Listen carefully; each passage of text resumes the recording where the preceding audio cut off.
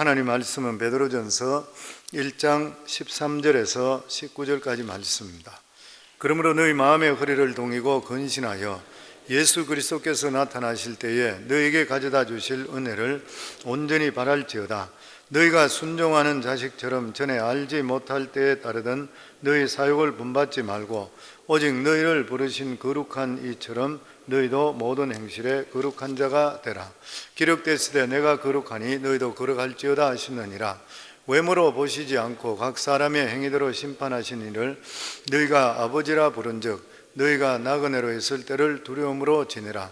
너희가 알거니와 너희 조상이 물려준 헛된 행실에서 대속함을 받은 것은 은이나 금같이 없어질 것으로 된 것이 아니요 오직 흠없고 점없는 어린 양 같은 그리스도의 보배로운 피로 된 것이니라. 아멘.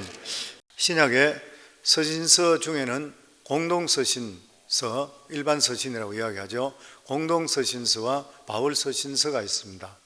그런데 이 공동서신서에는 야고보서, 베드로전후서, 그리고 요한서, 그리고 유다서 이렇게 되어 있습니다. 이렇게 되어 있는데 이 공동서신은 다른 이야기를 하면 공동적으로 수많은 사람들이 함께 보는 편지였다 그 말이죠.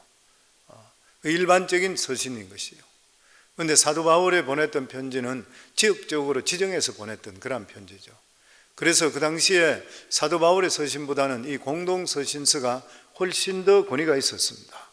더더욱이나 이 베드로 전후서를 적는 베드로 사도는 예수 그리스도의 수제자였던 것이고 예수님과 3년 동안 함께 계셨고 그리고 죽으시고 부활하신 걸 실제적으로 봤던 무리를 걸었던 그러한 사도였습니다. 그렇기 때문에 이 베드로 전후서, 베드로서에 들어있는 그러한 내용들은 짧지만 이 그리스도인들이 알아야 할 중요한 그러한 교리, 그리고 어떻게 해야 되는지, 믿음 생활을 어떻게 해야 되는지에 대해서 굉장히 중요한 그러한 서신인 것입니다. 우리가 세상의 현실에 살다 보면 하나님과 멀어지기가 쉽고 세상에 빠지기가 너무나도 쉽습니다. 우리 믿는 사람들은 험한 세상을 향해 항해하고 있는 그런 배에 나침판이 없으면 배가 바로 갈 수가 없는 것과 마찬가지로 저희들도 믿는 사람들은 나침판과 같은 하나님 말씀을 붙들고 이 세상을 헤쳐갈 수 있어야 되는 것이에요. 그런데 그 중에 가장 중요한 것은 믿음의 목표를 가지고 살아갈 수 있어야 됩니다. 우리 그리스도인들에게 두 가지 중요한 의문과 갈등이 있다 그래요. 그 하나가 뭐냐면은 과연 신앙의 기초를 어디다 두어야 할 것인가? 두 번째는 왜 우리 그리스도인들은 다른 사람과 달라야 되는 것인가? 그리스도인들은 참 진리를 믿지만 세상 사람들은 그것을 인정하지를 않습니다. 세상 사람들은 각자 자기 생각과 그리고 또 자기 종교가 옳다고 믿는데 오직 기독교만이 참 진리라는 근거가 어디가 있는 것인가? 그리고 왜 그리스도인들은 이 세상에 살면서 세상 사람들과 함께 정욕도 채우지 못하고 방탕하지 못하고 경건하게 살아야 되는 것인가? 베드로 사도는 본문을 통해서 그 답을 우리에게 주시고 있습니다. 그 첫 번째가 뭐냐면 우리의 신앙의 기초는 성경이다. 성경은 그냥 사람이 마음 내킨 대로 쓴 것이 아니라 성령께서 감화 감동을 입은 자들을 통해서 하나님께서 우리에게 주신 그러한 말씀이다. 그리고 이러한 말씀을 통해서 이미 우리는 하나님의 순종의 아들이 되었기 때문에 더 이상 방탕한 삶을 살아갈 수가 없다. 지금도 마찬가지지만 옛날에도 많은 사람들이 여러 가지 사상과 종교가 많이 있는데 왜 하필이면 기독교만이 진리인가 하는 의문을 제기했던 사람들이 많이 있었습니다. 그 이유는 하나님이 자신과 구원의 진리를 오직 성경을 통해서 우리에게 주셨기 때문인데 이것을 일반 사람들은 성령을 체험하기 전까지는 결코 경험할 수가 없기 때문인 것입니다. 구원이라는 것은 어떤 인간의 선행이나 종교적인 체험을 통해서 얻는 것이 아니라 하나님께서 찾아오셔야 돼요. 하나님께서 우리를 택해 주셔야 되는 것이고, 그런데 하나님께 찾아오실 때 하나님께서 말씀을 가지고 우리에게 찾아오시는 것이에요. 그래서 인생의 가장 귀한 축복은 하나님의 말씀을 받는 것이에요. 구약의 이스라엘 백성들이 복을 받았던 이유가 어딘 것입니까? 이스라엘 백성들이 세계에서 가장 축복을 받았던 이유가 뭐냐면 하나님께서 말씀을 맡겼다 그랬어요. 하나님 말씀을 주어진 민족이라 그랬어요. 하나님은 이스라엘 민족들에게 말씀하시기를 다른 민족들과 같이 아무리 재물을 많이 가지고 군사력을 강하다 한다 하더라도 너희들은 두려워하지 말라. 왜냐하면 너희들이 가지고 있는 것이 세상 사람들이 가지고 있는 것과 비교되지가 않는 것이다. 왜냐하면 너희들은 바로 나를 가졌기 때문이라 그랬어요. 그래서 하나님 말씀을 가졌다는 것은 하나님 자신을 가진 것인 거예요. 그래서 하나님은 이스라엘 백성에게 주의 나라가 아무리 강하다 한다 하더라도 그들을 두려워하지 말라. 내가 너와 함께 함이라. 그리고 하나님께서 막아주시기 때문에 이방 민족이 절대로 함부로 하나님께 함께 하실 때는 건드리지를 못했던 것이에요. 그런데 이스라엘 백성들은 이것을 믿기가 어려웠습니다. 왜냐하면 세상에 좋은 것들이 너무나 눈에 많이 들어오는 것이에요. 그리고 하나님은 눈에 보이지를 않는 것이에요. 그래서 이스라엘 백성들은 하나님의 말씀을 버려버리고 세상을 따라가기를 시작했습니다. 결과적으로 이스라엘 백성들은 하나님의 보호하심이 떠나게 됐을 때에 이방 나라에 의해서 망해버리고 말았던 것입니다. 그러면 우리가 하나님을 아는 유익이 어디에 있는 것이요? 그 첫 번째가 하나님을 알면 자신을 찾게 됩니다. 내가 누군지를 알게 되는 것이요. 이 세상에 자신보다 더 소중한 것이 있겠습니까? 자기보다 소중한 것은 없는 것이요. 그런데 사람들은 자기가 누군지를 모르고 살아요. 하나님을 만나기 전까지는 절대로 우리 인간이 누군지를 모르고 사는 것이요. 그러나 하나님을 알면은 잃어버렸던 자신을 찾게 돼. 내가 누구라는 것을 알게 되게 되어 있는 것이 우리가 얼마나 소중한 사람인 것을 알게 됩니다. 그래서 하나님을 알게 될 때 자신의 가치를 발견하게 되는 것이요. 천하보다 더 귀한 것이 바로 우리들인 것이요. 하나님께서 예수 그리스도의 보혈의 공로를 통해 우리를 택하시고 하나님의 자녀 삼아주심을 통해 우리가 하나님의 아들, 딸 되었다고 하는 것이에요. 그리고 하나님의 보호하심이 있습니다. 5절 말씀 보면 믿음으로 말미암아 하나님의 능력으로 보호하심을 입었나니. 믿음으로 산다는 것은 우리가 신앙을 지키는 것이 아니라 하나님을 믿고 의지하게 될 때에 하나님의 능력 속에서 우리가 보호하심을 받게 된다는 것입니다. 그러므로 세상의 어려움, 염려, 걱정 이런 것들 모든 것들을 우리는 믿음으로 하나님께 맡기기만 하시면 되는 것이에요. 아멘. 그러면서 오늘 읽었던 13절 우리 14절 말씀입니다. 그러므로 너희들은 이렇게 믿음으로 살아야 되고 하나님께서 보호해 주신다. 그러므로 너희는 너희 마음의 허리를 동이고 근신하여 예수 그리스도께서 나타나실 때에 너에게 가져다 주실 은혜를 온전히 바랄지어다. 마음의 허리를 동이라고 했다는, 허리를 동인다는 것은 각오를 단단히 하라는 것이에요. 각오를 하고 살아라. 허리를 동인다는 것이죠. 우리는 하나님 말씀을 듣기 전에는 우리 자신의 신분을 망각하고 믿지 않는 사람과 마찬가지로 허리띠를 풀어버리고 놀고 먹으려고 마음대로 살려고 생각할 때가 많이 있는 것이에요. 그러니까 베드로 사도가 2000년 전에 이때에 일반 서신을, 공동 서신을 통해 믿는 자들에게 보내는 이 서신에 보면 아마 그 당시의 사람들도 구원받았기 때문에 이제는 더 이상 우리가 그렇게까지 신경 쓰고 살 필요가 없다, 우리는 이리저리 천국 간다, 이렇게 생각하고 살았던 사람이 많았을 것이라 생각해요. 그러니까 우리가 은혜에 대해서 그렇게 신경 쓸 필요 없이 세상적으로 살면 되는 것이다, 이렇게 생각했던 거예요. 오늘날도 그런 사람이 얼마나 많은지 몰라요.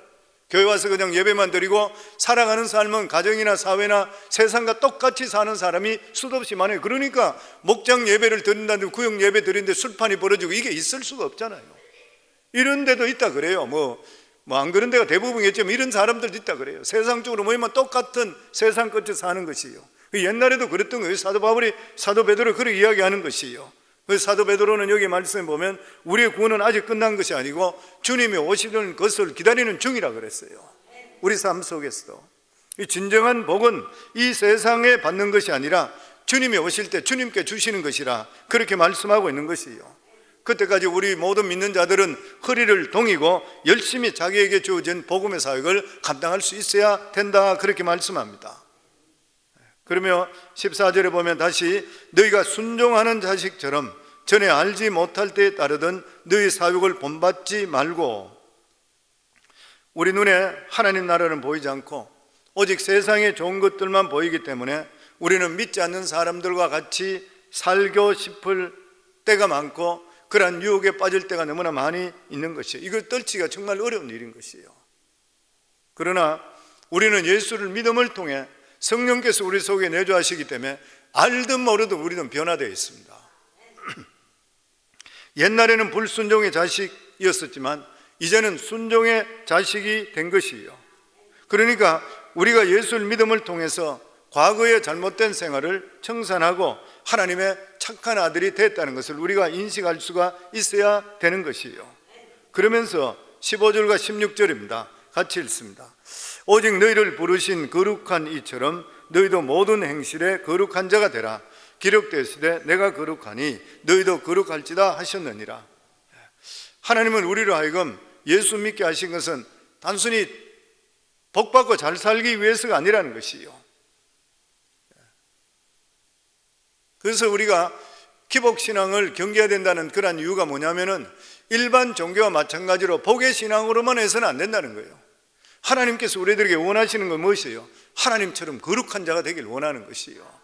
하나님 자녀답게 살기 원하는 것이요. 그런데 이것은 우리 힘으로 불가능합니다.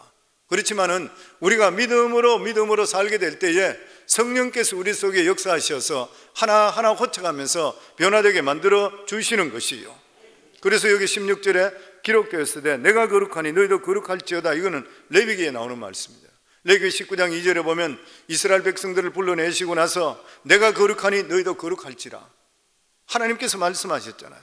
그러니까 노예살이로 있던 이스라엘 백성, 하나님도 잘 모르던 이 백성들을 애굽에서 인도해 내신 후에 이스라엘 백성들을 향해서 공포하셨던 그런 말씀인 것이에요.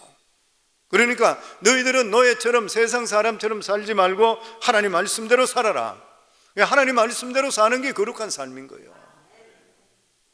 물론 우리가 이 세상에 사는 동안 완전하게 이렇게 현실 생활 속에서 완전하게 살 수도 없고 현실 생활 무시할 수도 없는 것이요. 그럼에도 불구하고 우리는 하나님 주시는 믿음을 가지고 믿음으로 살아갈 수가 있어야 되는 것이요.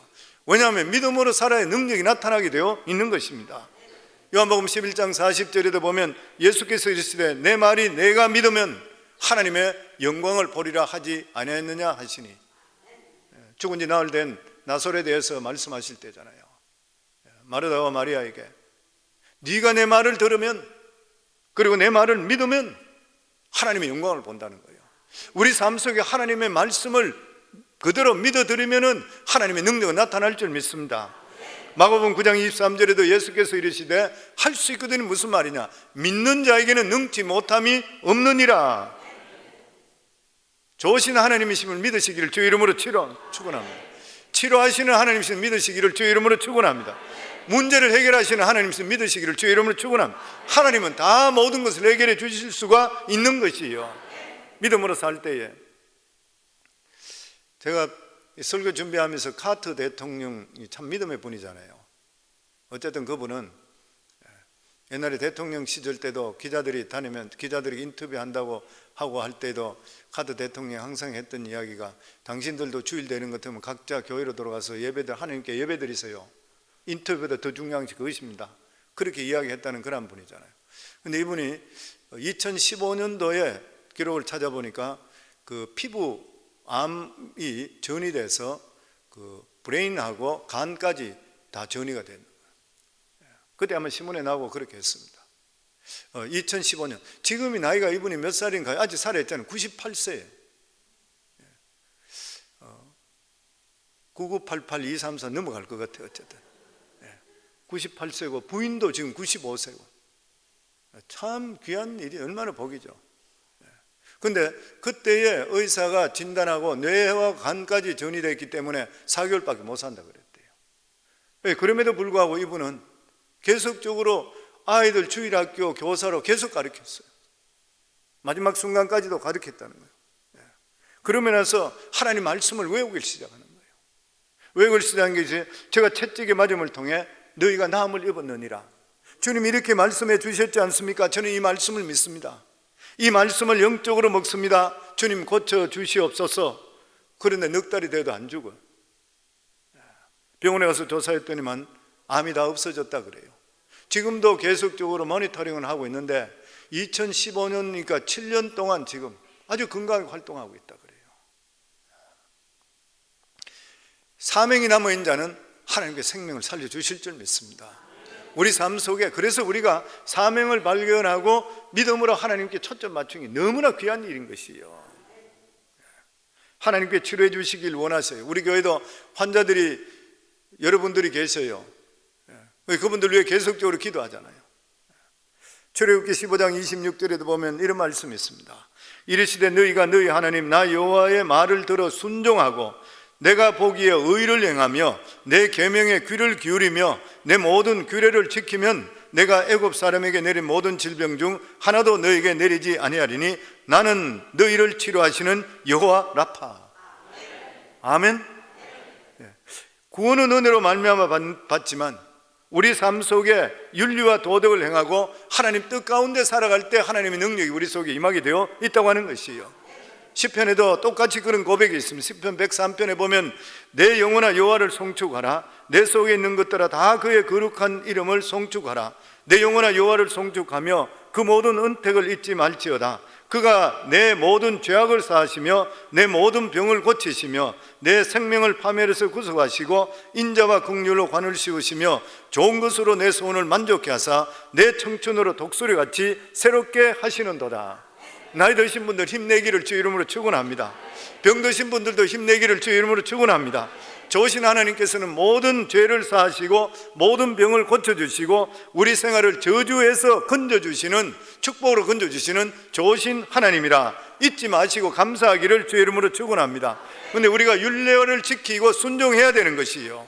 그러면 하나님께서 항상 우리 삶 속에 좋은 일로 이끌어 주시는 것이요. 아멘. 그러면 다시 17절로 돌아가겠습니다. 우리 17절 같이 읽습니다. 외모로 보시지 않고 각 사람의 행위대로 심판하시는 이를 너희가 아버지라 부른즉 너희가 나그네로 있을 때를 두려움으로 지내라. 여기서 보면 외모로, 그것은 세상적인 인기나 성공으로 판단하는 하나님이 아니라는 것이요.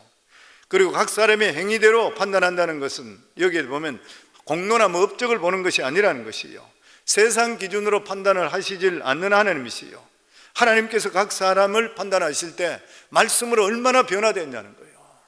우리 삶 속에 너 행동 속에 얼마나 열매를 맺히는 삶을 살고 있느냐는 것이요. 예수님은 좋은 나무에 좋은 열매가 맺힌다고 했고, 하나님께서는 좋은 열매를 맺기 위해서는 나무 자체가 변화되어야 돼요. 나무가 변화되어야 되는 것이요. 우리는 예수 믿기 전에는 돌감람나무였습니다. 그런데 예수 그리스도의 진액이 들어옴을 통해 우리는 참 감람나무 되었는 것이요. 그렇기 때문에 우리 삶에 하나님께서는 네가 열매가 무엇이 맺혔느냐 이걸 판단하신다는 것이에요. 내 삶 속에 어떤 열매가 맺히고 있습니까? 예수 믿고 나서 내가 얼마나 변화되었으며, 예수 믿고 나서 우리 가정이 얼마나 변화되었으며, 예수 믿고 나서 내가 얼마나 많은 사람들에게 예수 그리스도를 전가할 수 있는 그런 삶을 살아가고 있는 것인가.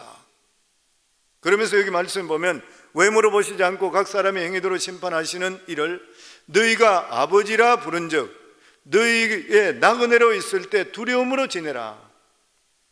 무슨 말이에요? 너희가 아버지라 부른즉, 우리에게 중요한 것은 이 세상 우주 만물을 창조하신 하나님께서 우리 아버지가 되신다는 거예요. 예수님 때문에 우리 모두 다가 아버지가 생겨버렸어요. 아멘. 아버지가 없으면 고하기 때문에 자기가 책임져야 돼요. 자기가 머리를 써야 되고 자기가 죽으라고 해야 돼요. 그런데 아버지가 있는 사람은 아버지한테 맡기면 되는 것이에요. 성도는 스트레스 받지 않기를 다시 한번 주의 이름으로 축원합니다. 내가 해결할 수 있는 거 아버지께 빨리 맡기길 주의 이름으로 축원합니다. 늘 말씀드린 대로 내가 어떤 문제가 생겼을 때에 밥맛이 떨어진다, 누구한테 맡겨요? 아버지께. 잠이 안 온다? 아버지께. 예. 문제가 생겼을 때 밥맛이 떨어지고 잠이 안 올 정도 되면 나는 해결 못하는 거예요. 나는 그것은 빨리 하나님께 맡기고 밥 많이 드시고 푹 주무시기 바랍니다. 아멘. 그리고 나서 여기 보면은 너희가 아버지라 부른즉 너희의 나그네로 있을 때를 두려움으로 지내라. 우리 삶이 어떤 삶이라고요? 나그네라는 거예요. 우리 삶이 나그네래요. 어떤 나그네? 천국을 향하는 순례자적인 나그네인 것이요. 이 세상 우리 모두 다가 지나가는 그러한 과정인 것이요. 그러면서 여기 보면 두려움으로 지내라. 우리가 늘 깨어있고 이 세상에 두려움으로 지내야 되는 그런 이유가 뭐냐면은 이 세상의 목적지로 착각한다는 거예요. 우리의 목적지는 여기가 아니고 영원한 천국인 것이에요. 그래서 베드로는 믿음의 자녀 형제 자매들에게 베드로전서 5장 8절에 근신하라 깨어라 너희 대적 마귀가 우는 사자같이 두루다니며 삼킬 자를 찾나니 너희는 믿음을 굳건히 하여 그를 대적하라. 아멘. 우리 자신들이 항상 껴 있어야 된대요. 세계적인 그 투자가 있는 워렌 버핏, 이 사람 90이 넘었죠. 그런데도 불구하고 최고 투자가를. 그런데 이 사람이 말하는 투자의 성공의 법칙도 똑같은 말입니다. 워렌 버핏이 그런 말을 했어요. 기업을 죽이는 3가지 암이 있다는 거예요. 암과 같은 것이 있대. 경고예요. 그게 뭐냐면 기업이 첫 번째 오만, 두 번째 관료주의, 세 번째 현실 안주, 이 3개 하면 그 기업은 망한대요. 자기가 투자할 때 이것을 꼭 보고 한대요. 회사가 잘 된다 이거 CEO가 막 교만해지만 그 기업 망한대요. 그리고 굳어있는 그러한 것, 그리고 또한 이 현실에 안주하고 발전하지 않으려고 하는 것. 우리들도 마찬가지잖아요. 신앙적으로 내가 이만하면 됐다, 이 정도 신앙생활 하면 됐다, 망하는 것이요. 보면 딴 게 없는 것이요. 신앙생활은 똑같은 것이요. 교만하면 안 되고, 신앙의 교만이 얼마나 무서워요. 그리고 내가 경직돼서 움직이지 않으려고 그러고 이 정도만 됐다 생각하는 것, 현실에 안주하는 것, 모든 것들 똑같은 말인 것이요. 그러면 18절 말씀입니다. 같이 읽겠습니다. 너희가 알거니와 너희 조상이 물려준 헛된 행실에서 대속함을 받은 것은 은이나 금같이 없어질 것으로 된 것이 아니요 원래 우리 속을 채우고 있는 인생관이라 하는 것은 이 조상대대로 내려오는 어떤 이 미신적이고 비성경적인 관습 속에 살아가고 있었습니다. 감람나무에 비교한다면 우리 안에 흐르는 진액은 좋은 진액을 줄 수 없는 그러한 돌 감람나무의 진액이었던 것이에요. 그러니까 미신적이고 비인격적이고 이교적인 사상이 우리에게 다 있는 것이에요, 보면. 그런데 하나님께서 우리 돌 감람나무에서 끊어지게 하고 참 감람나무인 예수께 접붙게 만들어 주셨습니다. 그렇기 때문에 우리들은 이제는 우리 속에 하나님의 진리의 진액이 우리 속에 들어오고 있는 것이에요. 그런데 이렇게 우리에게 하나님께 접붙여진 것이 절대로 공짜로 된 것이 아니라는 것이에요. 아주 비싼 대가를 치르는데 그것은 금이나 은이나가 아니라 흠없고 점이 없는 예수 그리스도의 보혈의 피로 말미암아 됐대요. 아멘. 구속이라는 말 자체가 포로된 자들을 몸값을 주고 도로 사는 것이요, 우리 예수 그리스도께서 우리를 위해서 대속의 죽으심을 통해 죄에 대한 대가를 치러주면서 우리를 다시 사신 것이에요. 아멘. 하나님께서는 엄청난 대가를 치르면서 우리를 다시 사는 것이에요. 그래서 19절에 보면 오직 흠없고 점없는 어린 양 같은 그리스도의 보혈로운 피로 된 것이니라. 구약시대 때는 이스라엘 백성들이 죄사함을 받기 위해서는 점도 없고 흠이 없는 어린 양을 제물로 바쳐야 돼요. 점 있고 흠 있으면 제물로 못 바쳐요. 그리고 그 죄를 제사장이 전가해서 피 흘려서 잡아서 죽였던 것이에요. 이게 바로 예수 그리스도의 죽음을 예표하는 것입니다. 우리 모두 다 영원히 죽을 수밖에 없는 우리들인데 예수 그리스도의 보혈의 공로를 통해 우리가 모두 다 영원히 죽을 수밖에 없는 죄인이 하나님께서 그리스도로 말미암아 의인 삼아 주시고 하나님의 자녀 삼아 주시는 것이에요. 그렇기 때문에 우리의 살아가는 삶은 세상 사람과 달라야 되는 것은 당연한 일인 것입니다. 그렇기 때문에 오늘 성경 보면 모든 소망을 하나님께 두라고 하는 것이에요. 아멘. 우리가 바라보는 관점이 바뀌어야 돼요. 살아가는 관점이 바뀌어야 되는 것이에요. 우리는 늘 세상만 바라보고 살아가고 있습니다. 그러나 성경은 오직 소망을 하나님께 두라고 하는 것이에요. 그 이유가 뭐냐면 좋은 것은 하나님께로부터 오기 때문인 것입니다. 아멘. 구하라 찾아라 두드리라. 그러고 나서 악한 자로 자식에게 좋은 것을 줄 줄 알아 하물며 하늘에 좋으신 하나님께 너희에게 좋은 것으로 주시지 않겠느냐 했는데 그게 좋은 것이 다른 누가복음에는 성령이라 그랬잖아요. 우리 살아가는 삶 속에 성령이 우리 속에 오셔서 오시게 되면 우리 인간을 바꿔주시고 치유해 주시고 회복시켜 주시고 변화해 주시는 역사가 나타나게 되어 있는 것이에요. 그리고 또한 우리는 하나님으로부터 오는 은혜를 삼하는 그런 삶을 살 수 있어야 되는 것입니다. 그렇게 하기 위해서는 하나님과 우리 관계에 막힌 것이 없어야 되는 것이에요. 우리가 막힌 것이 없어야지 하나님이 주시는 은혜가 폭포수같이 우리 속에 쏟아지게 되어 있는 것이에요. 은혜도 혼자 받는 것보다는 집단으로 받는 것이 최고입니다. 나 혼자 은혜 받는 것이 아니라 교회에서도 성도들이 같이 받아야 돼요. 그게 진짜 부흥이에요. 저는 우리 교회에 그러한 부흥이 임하기를 주의 이름으로 축원합니다. 부흥의 역사가 일어나면 축복은 자동적으로 따라오게 돼 있어요. 영혼이 잘 되면 범사가 잘 되게 돼 있어요. 마음이 편하고 형통한데 다 좋아지잖아요, 보면은. 그리고 모든 것을 우리가 믿음을 가지게 된다면 하나님께 맡기기를 주의 이름으로 축원합니다. 왜 그래요? 하나님은 나보다 나를 더 잘하신 하나님입니다. 아멘. 내가 하나님의 은혜를 구하고 그리고 모든 성도들의 부흥을 구할 때 하나님께서는 이 세상에 사는 모든 문제는 책임져 주실 줄을 믿습니다. 하나님은 우리의 모든 것을 예비하시는 여호와 일의 하나님이시요. 아멘. 그렇기 때문에 우리들은 이미 믿음을 가지고 계시고 하나님의 자녀라고 생각하실 때는 잘되든 못되든 결국 하나님께서 합력의 선을 이루어 주실 것을 믿기를 주의 이름으로 축원합니다. 그래서 모든 것을 하나님께 맡기시고 다시 한 번 더 믿음의 결단을 하시고 믿음의 정도를 걸을 수 있기를 주의 이름으로 축원합니다.